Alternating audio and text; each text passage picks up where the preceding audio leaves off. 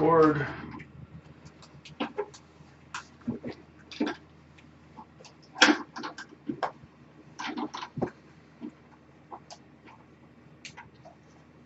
Just keep twisting it. Nope, I got it. There you go. Yeah, I told you. I'm very proud of you, Larry.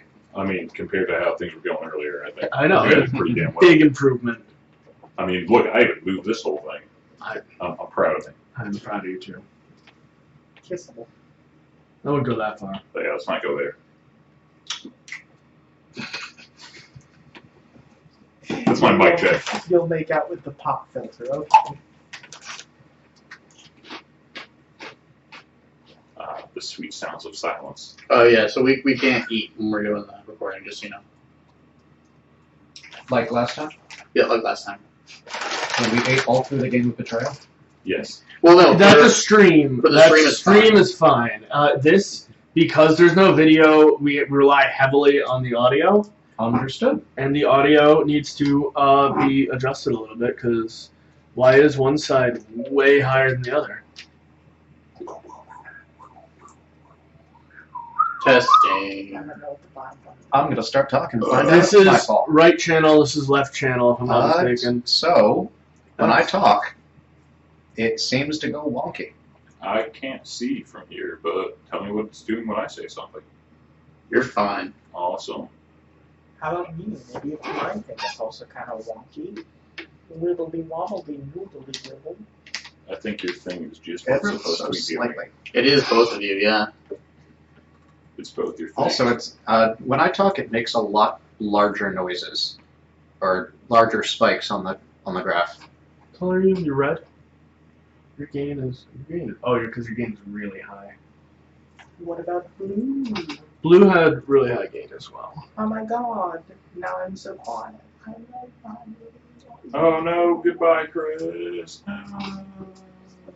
It doesn't matter like too much. While I'm talking, like we know it's gonna be weird because this side of the mic's only getting my voice. Yeah. Yeah, sometimes you get really quiet. Today's been a great day. Like everything's been going right, smooth sailing. I had Game didn't struggles take with the forever. microphone. The game was nice and quick. I don't know. It's Steven didn't completely screw us with his stupid bag of potions. really all I could have screwed was myself with that bag of potions. Oops, all ants. True, I did start the debacle. There's gotta be. Oh, hold on. Was that? Uh-oh. Ian, do you have the intro? I do feel I do bad have about the intro. starting the Oh, haunt did you at the write literal first Huh? Did possible. you write that like while we were playing? No, I wrote that right before we started playing. Oh, nice. And I've been editing it recently.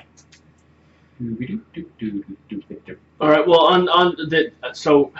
Hi. Hi. Can we keep Larry say something? Yes, this would be Larry. Okay. Hello. Oh, Do you need more from me, or you good? we're good. It's. Is it me? No, it's the microphone. I mean, you're always the problem, but besides that, I don't know. Oh. That's Oh. what.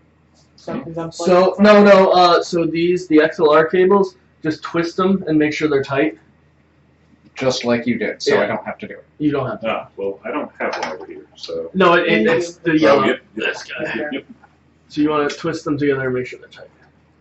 Yeah. They should feel tight. Twist and tilt. They are not going anywhere. That's fine. Then it's good. I also have weak little lady fingers, so Oh, are you a landlord too? yes.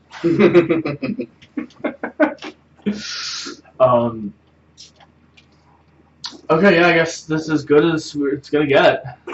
All right, let's go. We'll figure it out. Zoopity bop. All right. 5 seconds for.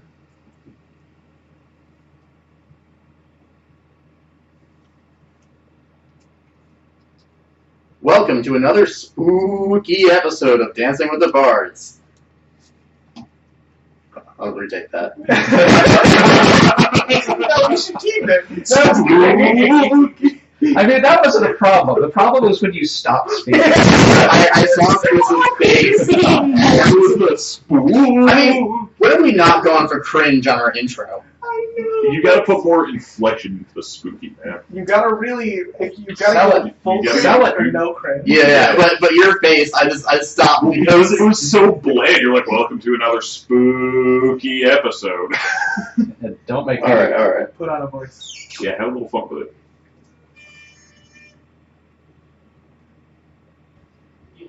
Welcome to another spooky episode of Dancing with the Bards! This week, we're covering Betrayal at the House on the Hill, a game published by Avalon Games. This board game has the players work together, or sometimes against one another, as they try to survive a haunted house. The original game was released in 2004, and the Legacy Edition we played was released in 2018. Prepare for the scary shenanigans as we dive into this popular board game.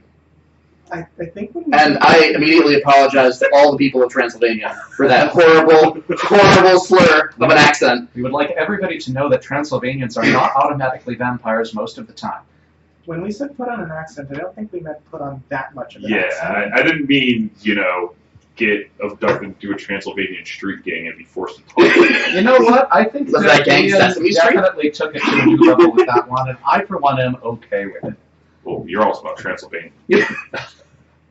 And your card. We'll just cut this part out. Yeah, we're gonna cut this part out. No You worries. need the ridiculing team's accent part, too. It's pretty. No, that must stay in. No, that stays in. Yeah. All right, shall we start talking about the game then? Yeah. Yeah, let's go. Did we want to real quick touch on the game that we played and the overall gameplay loop? I thought we were going to kind of just get to that as we go. I guess that's fair. Other than to say that our example was maybe not representative of the real game length. Yeah. Most games are a lot shorter than that. Oops, all ants. Yeah, normally it's like an hour to an hour and a half. We ended up in almost a 3-hour game session. Yeah, the ants were totally to blame. Yeah. And us. We were also to blame. But We mostly lollygagged a little bit. But I think all of us have actually played this game and variations of this game before, so we have overall a good idea of what this is about. Oh, I just realized we didn't do introductions. Hello, I'm Cross, one of the bards.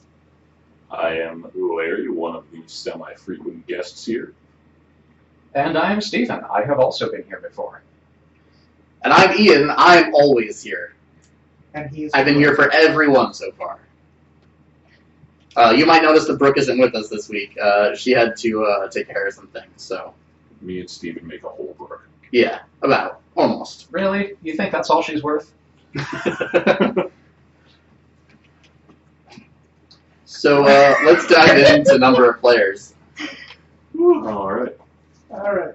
Well, so does anyone know the recommended player that it had? Recommended 3 to is- 5. Yeah, 3 to 5. Okay. Was that Which- strictly for the Legacy Edition or for the base edition? For as base well? I edition. think base. No, base edition's actually 3 to 6. 3 to 6. 3 to 6. Yeah, for there base are edition.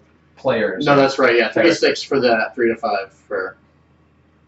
I mean, I gave it a 3. I feel like whether it's 3 to 6 for the normal edition or 3 to 5 for the legacy, I feel like even with the maximum number that we had, things went pretty smoothly. Mm-hmm. Well, one of the good things that I didn't really touch on during gameplay as well is depending on the amount of players, it would depend on what spawns when the haunt starts.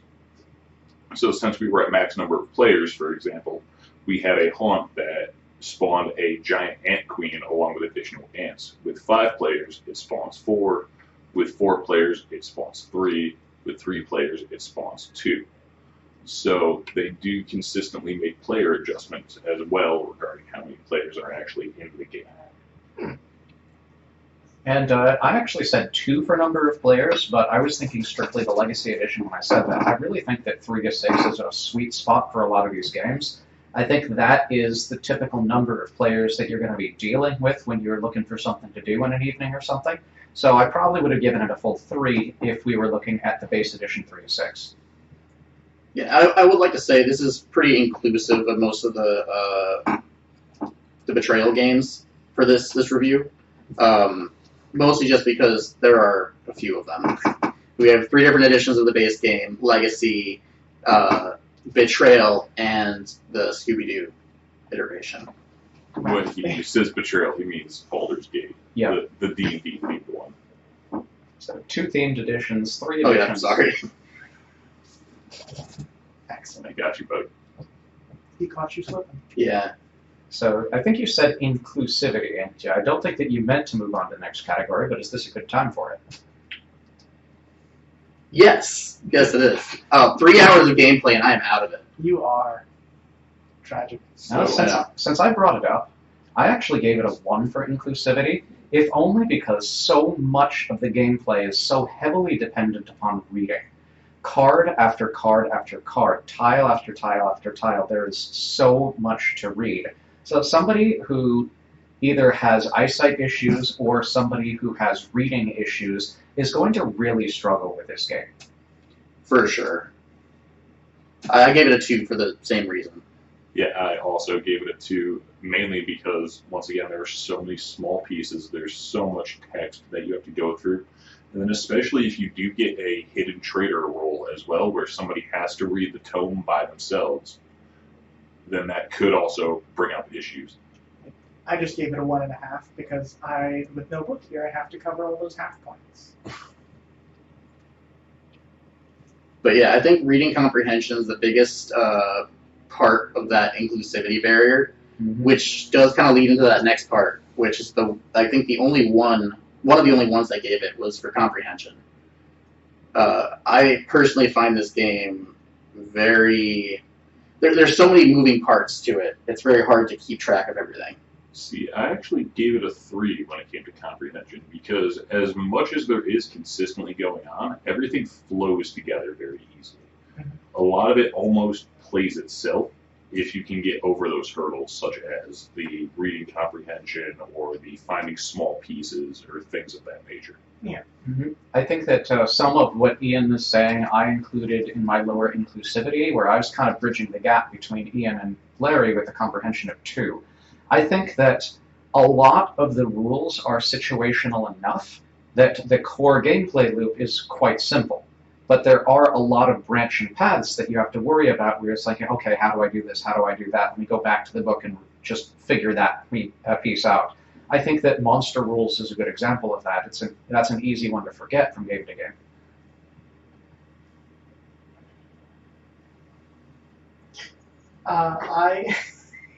We'll cut that. Don't worry. Yeah, I kind of zoned out. I was trying to do the totals.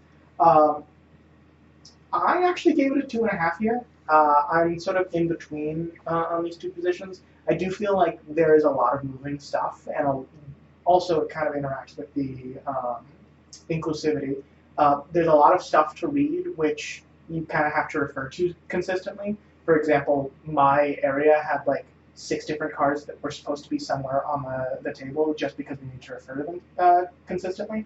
But I also feel like, as Larry said, everything kind of intermixes very easily. So there's very few moments, if any, where 2 different like rulings would coincide and conflict, or when we wouldn't know how something works, or if we didn't know how it worked or how they interacted.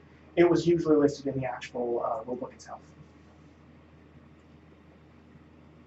All right, as far as availability goes for something like this, I've seen it available at most local game stores. I've seen it available at Target. Yeah. I've seen it available consistently online. It's not really a struggle to get your hands on, regardless of any version. If you're looking for it, you'll most likely be able to find it pretty simply. And I gave it a 3 for that reason as well. Although there should be kind of a caveat here.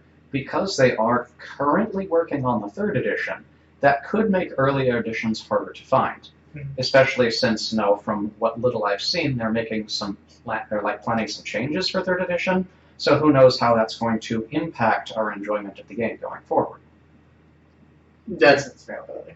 Yeah, that's definitely something for any game, because technically the one that we think of as the one we probably have all played is like the 2nd edition. I guess it was technically a reprint for the 1st, so it might be a little harder to find, as you said, like the 1st edition.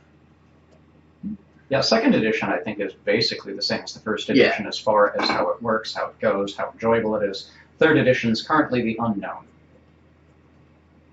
But as Larry said, this is probably one of the more popular board games that's out there. So almost every game store is going to have it. Some like larger retailers are also going to have it. Yeah, like I've literally seen this available at Walmart and Target in the past. Matter of fact, I think my copy of Legacy I picked up from Target. Oh, dang. I've never seen the House of Mysteries one though before, the Scooby-Doo one. Yeah, When I was unfortunately. doing research, I had never seen that before. I would love to play that. Yeah, so would I. I do feel one of the reasons why it's available in most places is because most of the stuff that's provided in the game is fairly easy to manufacture. It's not like you have like metal tokens and things of that nature. So you can get like what, a couple of cardboard stands for, or not stands, but like character sheets in the base game with the tokens, and then all of the cardboard floor tiles and the cards. Yeah, it's not a very difficult game to manufacture, so it's available pretty easily. I ended up giving it a 2 for the material score. I think that, no, definitely the ease of manufacture of the materials is one thing, but they don't feel cheap at all. The tokens don't really go bad. They don't feel like they fall apart. They feel pretty well made, most of them.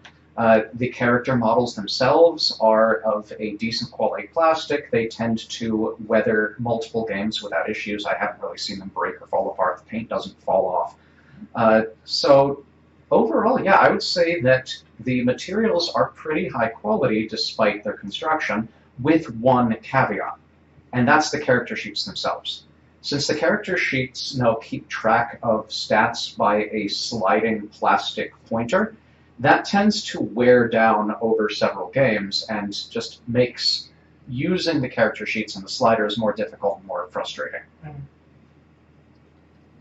I will say to that point, for at the very least the base game, they do have an app you can download on your phone, which does have all the character sheets, and you can just manually edit the stats from there without having to use a character sheet, which would extend the life, but that technically doesn't come with the game, though it is like a supplemental extra. Is it free? Yes, it is free. Good to know. Yeah, I think when we were running our session, because Larry's copy was very well used, because you did the whole legacy I thing. played through the whole campaign. Will had mentioned putting Scotch tape around the edge of the character sheet to kind of make it easier to slide back and forth and kind of protect those edges a bit. Yeah, that's a good idea. Yeah, I mean, because I've played worn copies of this for Game Club. They used to have a copy there, and it's as I said, it's a popular game, so it's used very frequently, and it had very similar damages to the cardstock. So, yeah, that's definitely a good idea. Alternatively, you could just, lubricate the cardboard. I would. I don't think that works. No, let's not. I don't even want to consider that. But I gave it a 2 for materials for that reason as well. I actually ended up giving it a 3, mainly just because of how high quality the remainder of the components are. Yeah. The sliders is something that's easy enough to overlook, personally, because the miniatures that come with it are of high quality. You do get an entire extra set, and all of the rest of the tokens don't really feel cheapy. There's some games that'll have punch-out tokens that you're going to rip the cardboard before it even comes off of the sprue that it comes on. So I do agree. I also gave it a 3. I feel like I think I actually have a copy of the original one at home. And while I've only gotten to play it once, I tend to be very messy with most of my board games, even though I try not to be. And I don't think I don't think any of the pieces were actually damaged, even the actual character sheets. All right, shall we move on to setup then? yes, Something I've been dreading. yeah. It's a complicated one, that one. Who wants to take the first position on this one? I'll start off if you want me to. Go for it. That I ended up giving it a 2 for setup. I think that it's a very hard thing to grade because there's so many things to talk about here that a lot of it ends up kind of balancing out towards kind of the middle. I think that the Legacy Edition definitely has more stacks of cards to keep track of and shuffle before the game, so it maybe involves a little bit more pre-setup than the base game would. But apart from a couple of stacks of cards to shuffle and like a few tiles to put on the table, there's not that much setup that you need to do besides picking the characters. So I think that it's a fairly straightforward game to set up, at least if you're familiar with it already. However, it's important to note that you build the board as you go. And so it gets more and more complicated as you go, and part of the gameplay loop is deciding how you build the board or how you modify in some ways. So the setup never really stops. And once you get it all built and you're done with the game, now takedown isn't that bad, but once you start getting tokens everywhere, it can be a bit more challenging to keep track of everything, or if you have to search through the bag of tokens for specific tokens, that can maybe take a little bit more time. So there's a lot going on there. Yeah, I do feel like setup and breakdown should be included in the same counterpoint. I gave it a 1.5 for this one, for very much the same reasons. It is a consistent sort of effort that you have to put forward to continue to build it. So you can never really not think about where the next tile is going to go or when you're finished with it. And I should also say, technically speaking, you're probably not going to use all the tiles in a normal playthrough. Ours was just a little irregular, and we ended up using every single one before we actually finished the game. We did win, though it was by a very interesting manner. Nice MacGuffin there, bud. Yeah, no, There's no problem. absolutely nothing wrong with that at all. Especially considering how long it was going on for. Oh, yeah. Had the ending of a Hallmark film. I do regret not getting my shot at the creature, but you know what? What works, works. Alright, so yeah, I mean, as far as setup goes, I also graded a solid 2 across the board, because while the initial setup is 4 whole tiles and everybody picks their characters, it's the constant adding new pieces, searching for certain tokens, so on and so forth, that it becomes a little daunting after a while, and then especially when you go to the cleanup as well. If you look at, the mess you have now created in front of you, so to speak, it can seem a little much. 2 for me as well. I think we're all on the same page on this one. It's that matter of the fact that setup isn't just you set the game up and that's it. It's a constant process. I will say that I have played very few, if any, games of Betrayal where I really felt like it was dragging the game all that much. It has always felt like the game maintained an acceptable energy. And I guess that kind of leads us into rate of play as well. Yeah. That very few games of Betrayal I've played have really felt unsatisfying. Now, it can feel boring at times if you're playing with the maximum number of players and you're dealing with many players who, through a combination of inexperience or just general nature, drag their feet a lot of it. But I do find that most games that I've played, everybody's invested enough in the game that we're all kind of involved all at the same time, even at other people's turns. So I gave this a 3 for rate of play. I feel like it always maintains a satisfying clip and that it's always easy to stay engaged in it. I also gave it a 3 for rate of play, because it flows steadily once you get going. Even if it's, your turn is going to be walking one square, the next person's turn is also probably not going to be that long, and there's also things that are going to develop, whether it be near your player character or somebody else's, that will most likely eventually affect you and keep you immersed. There is one thing I'd like to say to this, and it only technically counts towards our specific circumstances that happened in our game, and that's that we had a effect during our playthrough that took place between turns. So it effectively doubled the amount of turns that were taking place throughout the round, which for me at least made each round seem much, much longer than it actually was. And you did shoulder the responsibility of determining which tile got drawn every time, so that was a little bit more work on you too, so I can definitely see where you're coming from there. I will say, I did give it a 3 for rate of play. That said, the rate of play definitely depends upon the circumstances of the game. Luck definitely has a lot to do with pacing, for sure, based on what haunts you get, what items you have, what abilities your character has, who ends up in the basement and who doesn't. That seems personal. You found your way out of the basement very quickly. Yeah, I did. So the thing is, though, I've played this game enough to know that that's not always the case. That's true. And there are times where you'll have players that are just stuck on a floor for ages, or they're stuck in a room, or they have something blocking their path. So I'm just saying that the rate of play can definitely fluctuate a little for this game. For the most part, it's usually a pretty decent amount of pacing for me. But I have had experiences that are usually not the norm, but they do happen, where things slow down tremendously. Now, as far as pricing goes, quite honestly, the amount that you get for the cost, even in the Legacy Edition, which was $20 higher than the base game, you get an entire campaign that you're going to develop your board throughout, and then you have on top of that, at minimum 20 different haunts that you're going to play through that you would not have come across initially. So the value of the game is most certainly there. As far as base game goes, it's an even better deal. And I ended up giving it a 2 for price, but possibly just because I'm stingy, I probably could have gone up to 2.5 or 3.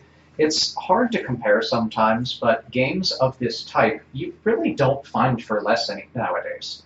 You can't get a game of this size without putting out $40 or more, I think. So this is definitely a good game in terms of what you get for the price. And if you can afford the $50 or $70, then it's a real good investment. I'll go into that more once we get to replay value later. It's about $53, I want to say, just to clarify, for a copy of the second edition, which is going to be like the base game at this point. So, yeah, it's a 2 for me too, Steven, because I'm also very stingy, and I'm like the kind of person who's like, well, I wouldn't buy it, but I also know that most of my friends have it. So I'm kind of in that boat as well, where if it were just me, I might spend that $50 someday, but it does seem like a lot to invest in a board game. Now, looking back on my own thought process, I also realized that I was perhaps making unfair comparisons to much cheaper games. So, and I'm talking about games where you can buy like a single deck of cards and play the game, like Flux or something. Mm-hmm. So those are not really comparable, but they are significantly cheaper. I also gave it a 2, but more so because I wanted to give it a 2 specifically for the Legacy Edition, because while it does have a much higher level of replayability, I do feel like I'm not sure if this is just personal opinion or if there's something deeper going on in my brain. I honestly just sort of went for a knee-jerk number here. But I feel like for $70, there should have been something more.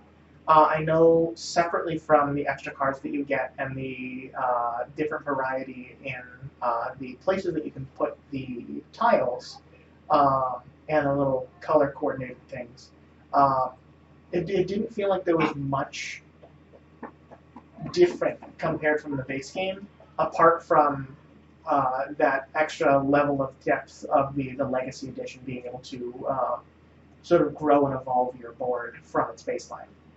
So, Larry, having played through the Legacy Edition, going through that process, what is your take on that?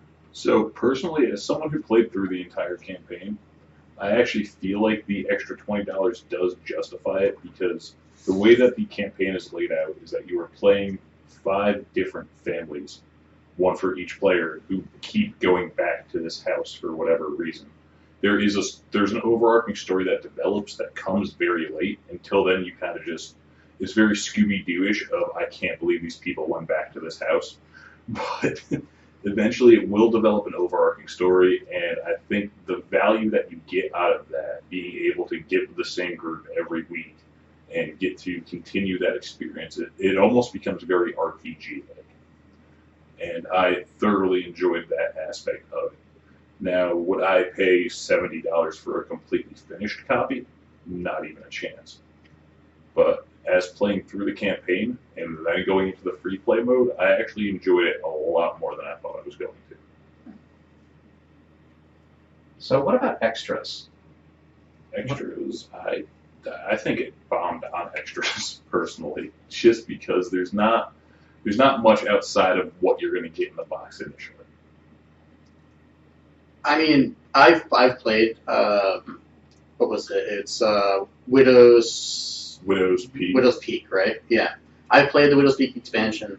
I know that there's the Baldur's Gate game, and I know that we have I now know we have House of Mystery, which would love to play. I think that between the two variations of the game, the Legacy and an expansion, I gave it a 3 because I also felt that there's not only a decent amount of content for it, but also room for other expansions. It's not the kind of game where it's difficult to put in new tiles, new haunts, things like that. And I ended up giving it a 3 as well, but in talking about it more, I think I probably could have dropped that down lower, if only because much of the content are different editions of the game. Where unless you're a real Monopoly enthusiast, you're not necessarily going to go out and buy every custom kind of Monopoly there is just to collect them, because it's essentially the same game each time. Yeah. Similarly, I will speak from a position of having not tried the Baldur's Gate version or the Scooby-Doo version, but my impression, very ill-informed as it is that you're essentially playing the same game with different themes. That maybe a couple of new or different mechanics, so it's not really a different game at that point. So the fact that it has one true expansion is maybe not extra. However, I would like to say the app that Chris pointed out earlier definitely, I think, would fall into the extras category, and that's definitely, I would say, a quality of life improvement, especially as someone like me who gets a little bit annoyed at the cardboard of the character sheet getting a little frayed. I will also note, best version of Monopoly, the cheaters only version. Everyone already cheats at Monopoly, this one just adds a mechanic. I've Either that never or one cheated that at tells Monopoly. money, and you're a liar. Just like that. Now nobody believes anything you say.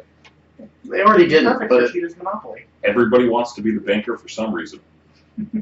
That's all I'll say on that. Whew, all right. Well, now things are getting personal, not only on the podcast, but in our rubric. So either way, I don't think that either Ian or Chris, you have really commented on your idea of the extras, have you? I mean, I said that I've played a different edition once. I played right, Baldur's you did say Gate, that, I'm sorry. and I have played the expansion for the main game. I personally count the different iterations as I guess they're technically not expansions, but they definitely fall into the realm of extras for me. Sort of. Yeah, because they're remakes, but as you said, it's if you play them and you play this game, it definitely is a different style to the game. Okay, that's Same good same enough. premise, but I mean it's different enough. I think. Okay, so In different my enough. Different enough is different enough. So, Chris? My only real understanding of the extras, apart from the baseline game and now the Legacy edition, would have been the mobile app, because that's the only one that I knew of prior to us playing this. And I'll be honest, I don't technically consider the remake / retheming editions of the game as extras, more so as completely different games, even though they run on the same system with similar mechanics. Because obviously all of them will have some slight change to either the mechanics or the lore that make it, in my personal opinion, different. I did give it a 2 just because I feel like just with the base game, the legacy content, and the app itself, along with all of the potential options you have for homebrewing your own, whether they be rules, rooms, characters, etc., just going completely off script, it's all kind of open to you. There's no system for it, but you could very easily see how one would be able to make one of those like changes or additions to the game. Fair enough. So I'm going to stand by my one. If we average out. Yeah. But enjoyment. Did you enjoy the game, Larry? Oh, most definitely. My enjoyment was at a full 3. I still have a lot of fun with this. No matter which edition I am playing, it is one of my top games. Oh, I think we all actually gave it a 3. Yeah, I think all of us did. I think all of us very much enjoyed this game. Yeah, I think it deserves it. Yeah. I was first introduced to this game when I was in my undergraduate college back. This would have been when we were playing First Edition, because it was before 2010. And I have consistently enjoyed it ever since then. I think that it really hits a sweet spot as a game that has enough complexity to keep people engaged, plays smoothly enough to feel consistently fun throughout. And it's not a game that you really have to plan to play. It's easy enough to just pick it up and say, hey, let's play Betrayal. So it's accessible enough that most people without diagnosed difficulties are going to be able to play it. So yeah, it's a fun game. It really is a fun game. So to get a slightly different opinion here, because I think we all really much like this game. We've all played this more than once. I'm going to put our sound guy on the spot. And so Will played this game with us. And this is his first time playing any of the Betrayal games. I'd love to get your opinion on it. I enjoyed it. It was very fun. On a scale of 1 to 3. I'm gonna give this a solid 3.5. Whoa. Wow. That's big enjoyment. Stellar. I did really enjoy this. This is up there with Edge of the Empire, as in two of my tops so far. For the episodes. Oh yeah. Yeah. Edge of the Empire was a ton of fun. I would flip that. And The boom, he it enjoyed it goes. so much he broke the mic. And now we have Just- here. The boom is the only thing that broke. I'm just holding the mic now, so sorry for anybody that has Will to be the listen. sound guy. Do your Doing mic. my job. You have to hold the mic now. Will's going to be the one who has to listen to this, so no one has to worry about this part coming in. We get to all hear it in real time right now. You know, All right, testing 1, 2, 3. Thanks off. Now you can go. There we go. Oh, welcome back. So I'd just like everybody to know that I was talking, but the mic was off, and I had no idea because I don't notice things. Oh, you don't need to notice that stuff. I'm the one that knows when you're talking and not talking. I decide. Not you. All right.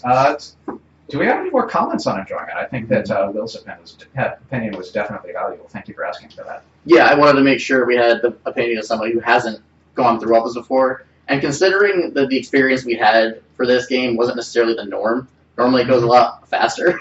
I figured it was good to get that opinion of someone who it's their first experience. Yeah, I'd like to say, as someone who's played this game a ton, even with possibly one of the worst scenarios we could have had, it was still a very enjoyable experience.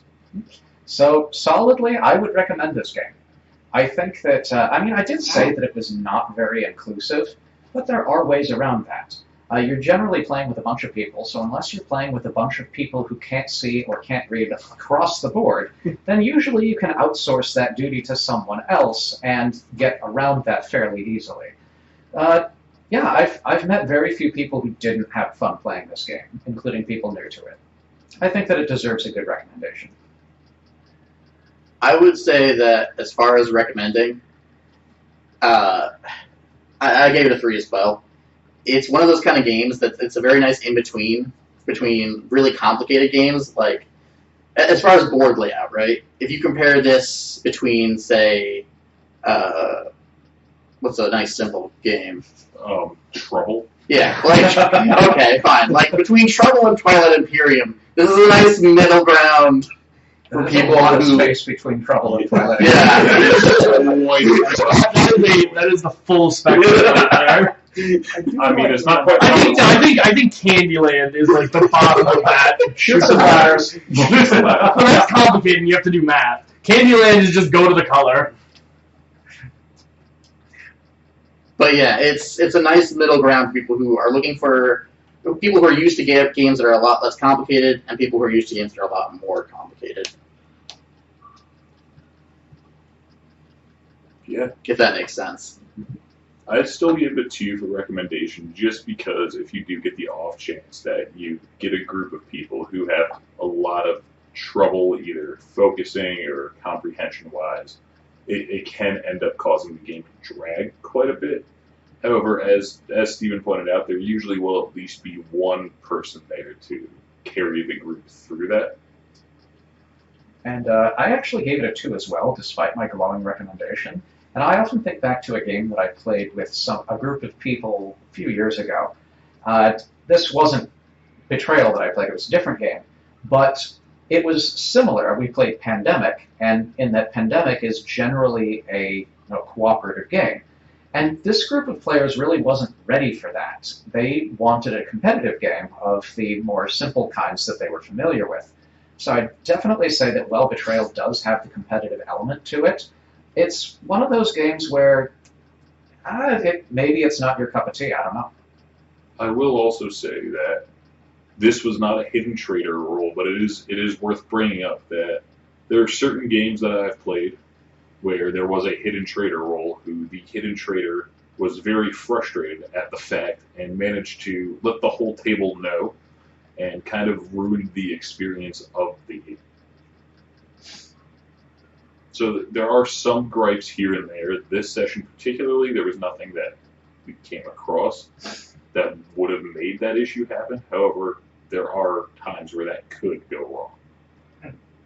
I will say, in regards to that at least, there is the possibility of having a homebrew rule for like getting a mulligan for when you have a haunting. So you would That just is an option, yeah. pull up a different omen and then redo that. I think I read that the Scooby-Doo version of the game actually has a mechanic where you can volunteer to be the traitor or decide who is the traitor. And that So kind is of Fred. He doesn't have a catchphrase. Get him.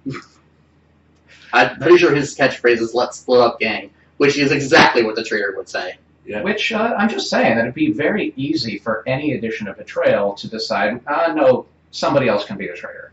So if it's somebody's first game or something, or they really don't feel comfortable with that, you can say, it's supposed to be this person, but someone else can do it. It's fine. All right. So moving on to replay value, I gave it a 2. I do like this game, but it's not one that I would play repeatedly over and over again. It's not one that I would. It's the kind of game that you play once or twice and you put it away for a little while, and then you play it again and enjoy it. I mean, in reference to the base game, I would probably agree with you. In reference to the legacy game, if we had this baseline, I know Larry probably would want to play it another like 14 or 15 times. You actually can't. That is a downside. Well, I mean, if you had a completely new legacy version. Oh, if it was scrubbed clean, I would definitely go through the campaign. Really? Okay. Because there's quite a few different options that you could come across. More so than just the names you give to things. Exactly. Yeah, I gave it a 3 for legacy specifically because its ever evolving nature. At least until you reach the end game of like 2004 or whatever it was. And I gave it a 3 as well. I probably would have given it even higher if I had the ability to. I personally think that this is one of the best games for replayability in its category. The base game specifically I'm thinking about, the fact that you rebuild the house from scratch every time, the house is never the same. The fact that you have dozens of haunts to potentially pick from, that until you've played the game exhaustively, you're still getting haunts you've never seen before. I wasn't even considering the Legacy Edition. Normally, I'm kind of leery of Legacy Editions because, well, once you've played them through the Legacy part, you can't play them again, so now you have a dead board. But this Legacy Edition actually just kind of becomes a normal-ish Betrayal once you're done with the Legacy portion, and it still has that custom experience most times. Although I would give it a detractor, as it has a lot fewer haunts than the base game does. Yeah, that is an issue that I'm finding with the Legacy Edition as well, looking over the list after. So in the book, there are 65. When you go to the free play mode, quote unquote, there are only, I want to say 20, it might be a bit higher, it might be 30. Even so, it cuts the book almost in half on what's available. But you also have to look at it from the aspect of you just played 14 games where there's 1 to 2 options for each haunt, so you do still get the full value out of it. And to kind of go back to it, as far as Ian's comment, this is not a game he would play one after the other. This is a game I have played like once a week for several weeks and do not mind. So there is that. That's my opinion on the matter. That's just more personal preference on my part. Yeah, and we are entitled to our preferences. In fact, we're in the preference section. Yes, we are. So, I also feel like this section I'm moving into next is going to be very much like enjoyment, because I think we were all like-minded in how we determined the game on our classic to innovative, simple to complex scale. I'm assuming everyone also went for innovative in some sense and complex in some sense. Correct. It's hard to say innovative now just because it has been established as a popular game for so many years. But kind of thinking back to it, I couldn't think of other games that really play like Betrayal does with kind of that level of customizability. So I gave it a 3 for innovative as well. I think at this point in time, I would rate it at a 2 just because I have seen quite a few other games that adopt 1 to 5 or 6 of the same mechanics that you're going to see in this. So at this point, I mean, back in 2004, this was probably the craziest thing that they've ever seen. We also only got to, using BlackBerries as cell phones at that point in time. But at the time, it was probably absolutely mind-blowing. I think the closest thing that existed back then would probably have been, what is it called, like Tales of Arabian Nights or something. That was a very story-based game that had different scenarios each time you played. But even that was one solid board. So I still gave it a 2 just because what we've developed from since then. But it's still a very enjoyable, different kind of experience that you don't see too often. It definitely set standards in the board gaming world, in the hobby.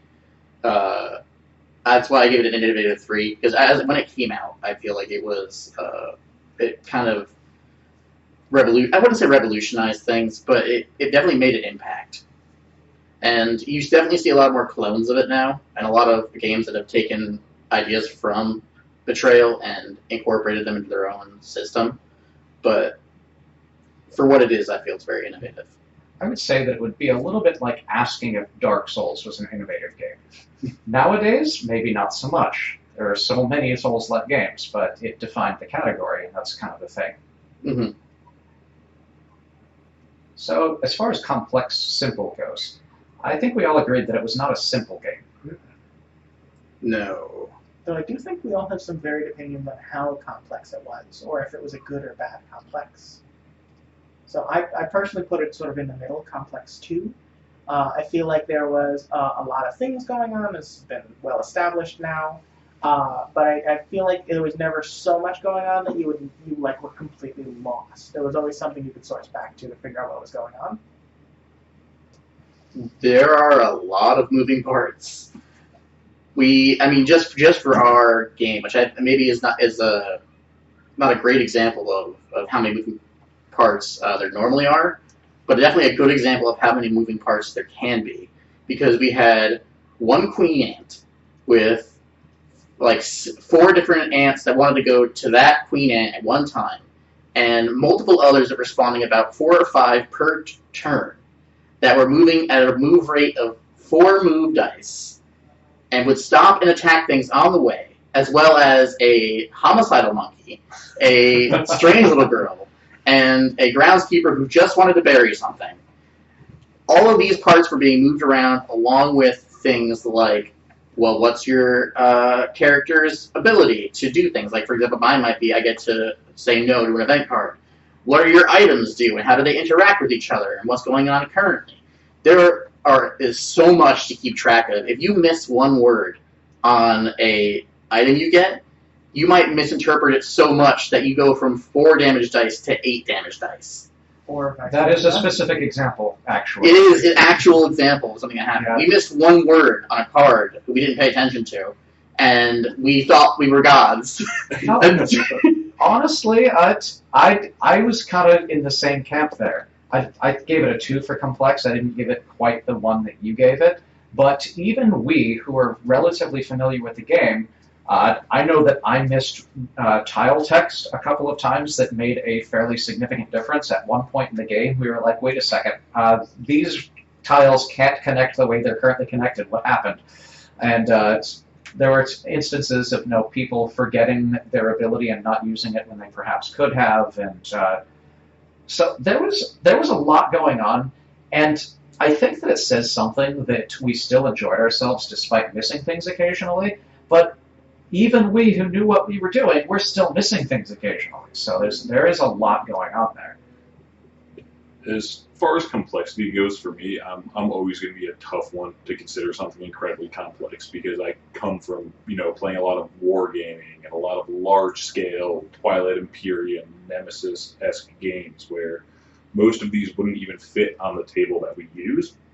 So it's still mildly complex, in my opinion, just because of the upkeep. But it's not something that I would consider, at least someone at my skill level, to be distracting or to take away from it. It's certainly not welcoming. You don't bring your 5-year-old to the kitchen table and be like, we're going to play this, by the way, you're setting this up. They're going to have an awful time trying to keep track of everything. But it is something that, you and a couple of friends or you and the family could sit down and play and still understand what's going on and be able to keep track of things. All right. So with that, what was everyone's totals? I've rounded out to a 33. 33, 33? 33. Yeah. Also 33. Oh, Mine probably wow. could have been higher, but I had 34. It's those half points, guys. It is. So that puts our average to, oh boy. just a slight more than 33.25. 33.25. Yeah. Yep. Oh yeah, you're a math genius. I don't know. I'm not a math genius, I just do it every day. Math genius. He's better at it than us, that is all. Yeah, it's a low bar. It doesn't count for much if my students can't understand what I'm saying. But that's entirely the student's fault. here or there. What I will say is that as a teacher, it is my job to get them to understand what I'm saying, and if that doesn't happen, then I am not doing my job effectively. It's true that they should be paying attention as well, but that's beside the point. All right. Any final comments on Betrayal at House on the Hill? Not really. I feel like we covered quite a few of the bases, at least from my perspective. Yeah, definitely. Anybody who hasn't played it and is listening to this podcast, I highly recommend trying it. Go play it. You could probably find a copy to play at your local game store. You don't necessarily have to buy it before you try it, but definitely give it a shot. Mm-hmm. Yeah, definitely a game I recommend to people who want to get into more complicated board games and need a starting point. Yeah, it's the gateway game, so to speak. Yeah, it is, in a lot of ways. Having played this, I kind of wish that I had gotten to play the default campaign, legacy, the legacy. prior. But even still, would recommend. Yeah. Thank you for joining us for this episode of Dancing with the Bards. If you would like to get in touch with us, you can follow us at Dancing with the Bards on Twitter, or subscribe to our Twitch channel at twitch.tv/withbards. You can also find any information about the game Betrayal at the House on the Hill at the Wizards of the Coast website.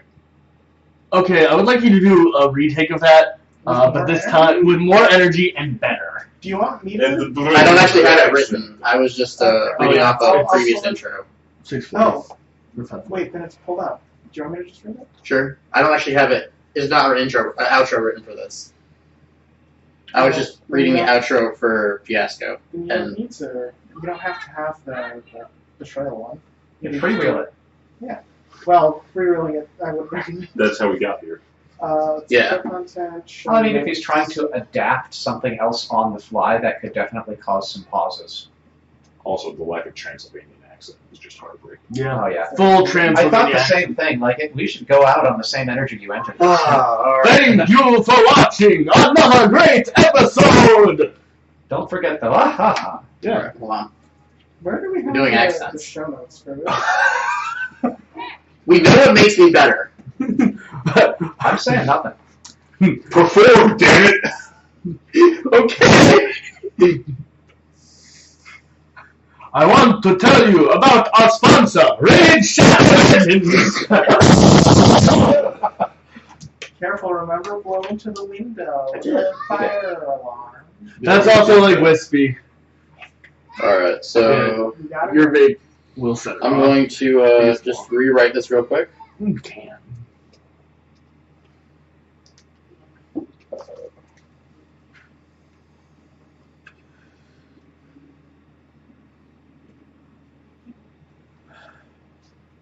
Do you guys want to buy a decommissioned nuclear submarine? Yeah. Thank you. Oh, well, there's two very different people at this table. Both of us answered fast, at least. Yeah. We knew Hell yeah. wanted. The heart's true Apparently, the side of desires. the table is the I don't want a submarine. What are you talking about? I want a submarine. Now, my I mean, question is you're not- how I to am- decommission. I am also in that camp of fuck yeah, I want a submarine, and then I think of things practical, like where would I put it, how would I use The it. ocean. The whole ocean is your storage. Now, my place. question is how decommission? That is a so. good question. I'm not. From what I've read, it's a decommissioned Russian nuclear submarine. So the fuel. Oh, so it doesn't work. Okay, so we are still recording. Yes, we are. Yeah. All right. Are you still ready? Yeah, we're ready. All right. All right. Editing. 3. Thank you, ladies and germs, for joining us for this particularly great episode of Dancing with the Bards.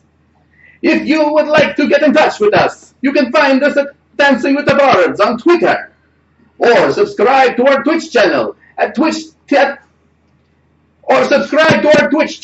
twitch.tv/with-bards.